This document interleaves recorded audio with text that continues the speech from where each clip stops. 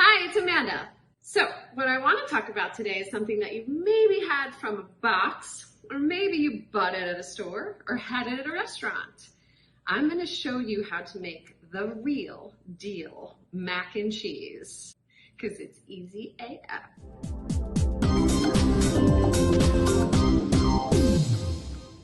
Okay, if you've never made mac and cheese from scratch, now is your moment.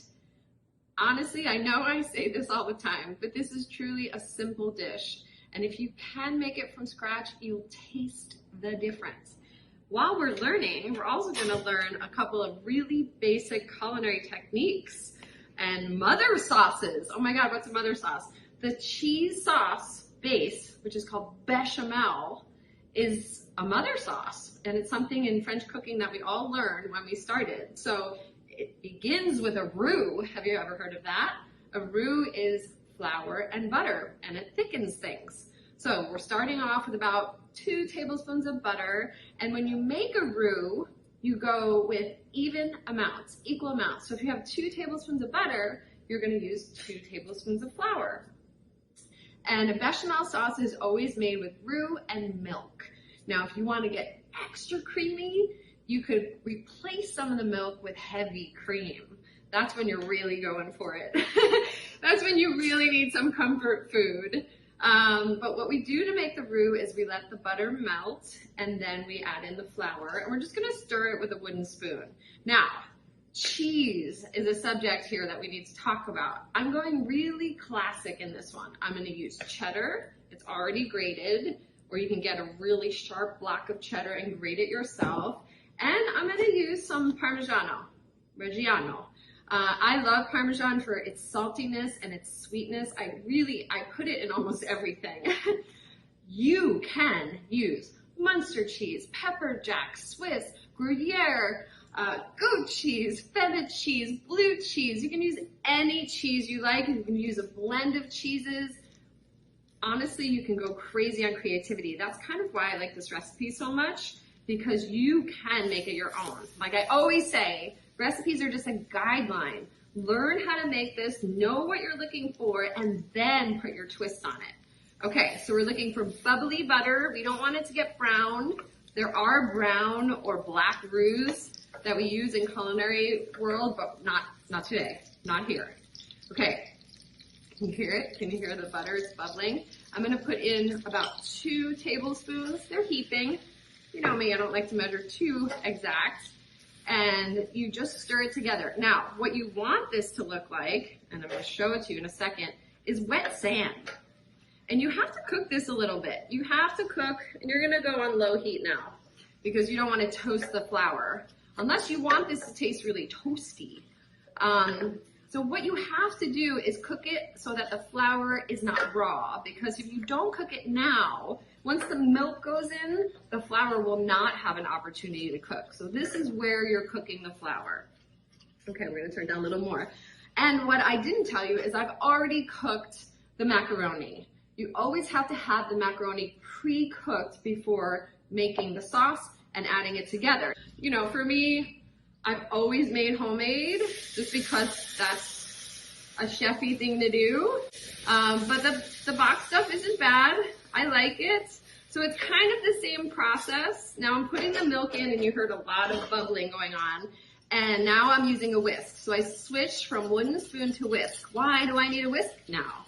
Because I don't want any lumps. I don't want any lumpy flour in here at all. And I just need to whisk it out so that the flour cubes, but lumps, bumps, they melt. And they start to combine with the milk, and they'll thicken the milk.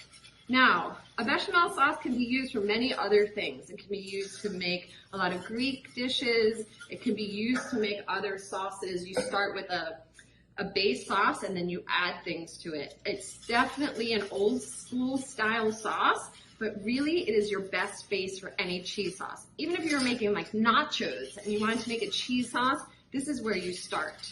Or a fondue that you really want to hold up and not break. Break! I almost broke the bowl.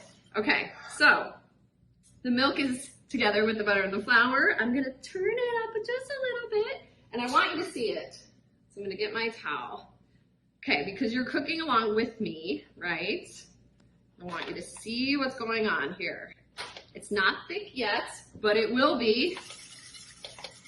And just keep in mind that what happens is once the cheese goes in, it's gonna thicken up. And you're gonna panic, but don't panic because that's exactly what's supposed to happen.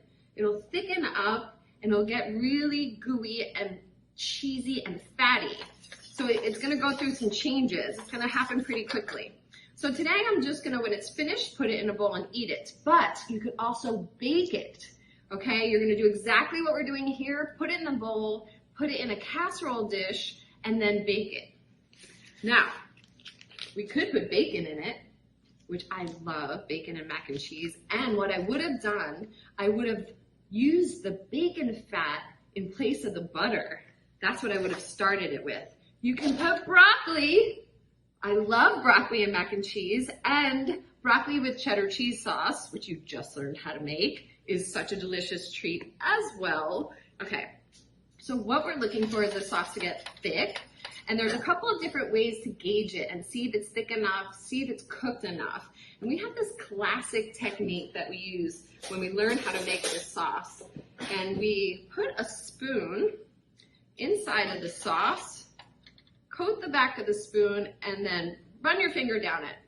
Now, that is not exactly what I want. I want the sauce to hang out a little more on the sides of the spoon, but that's a good test. If it doesn't run into the center, you're good. Okay, so now we have boil, we have a boil. That's exactly what you want. Okay, now we have it. Now we're there, and it doesn't take much time at all. And that you're gonna just learn what to look for because you're gonna say, Amanda, what, how long, how many minutes?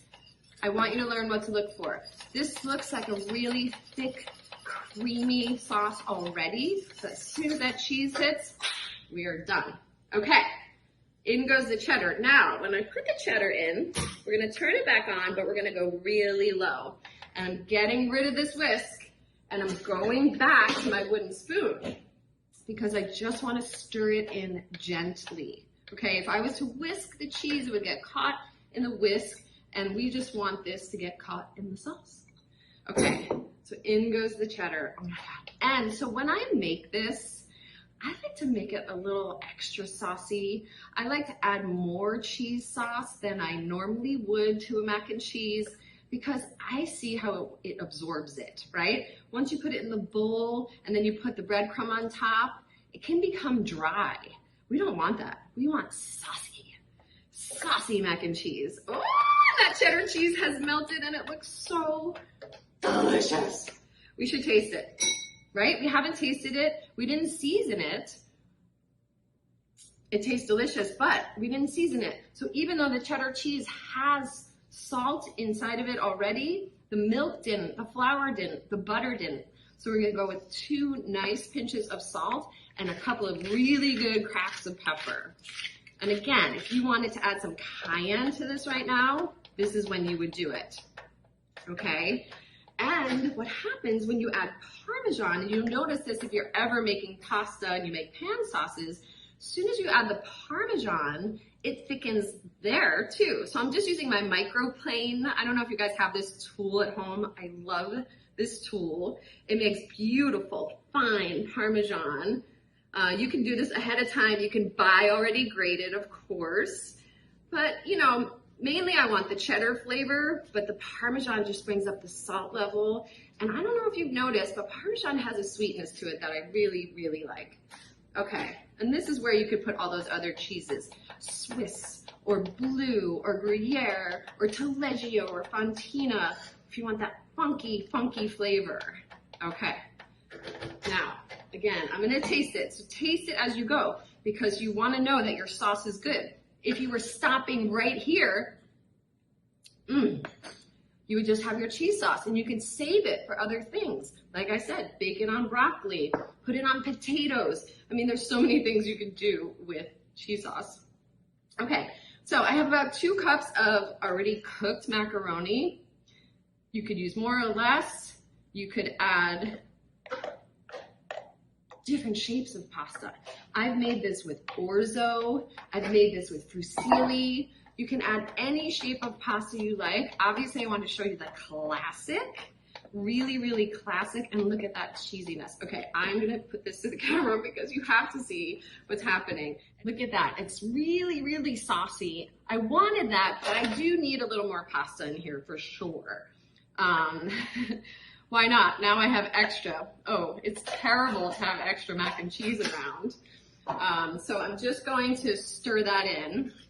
Again, I could tell because I made this so many times that this needed more pasta, and there we go. That's the consistency we're looking for. I still want it to be really surrounded by sauce, but I don't want it to be too loose. Okay, and now we're gonna serve it up. And again, this is what you would do right before you bake it. You would put it into an oven-ready dish, put some breadcrumb on top, and then just bake it till that breadcrumb is golden. But I've already toasted my breadcrumb. Ooh, that's a hearty portion. And I'm just gonna go ahead and put that on top and maybe even finish with a little Parmesan. Yes, oh my God. Comfort food has been my savior. This is amazing. This is a classic mac and cheese, and it's easy AF.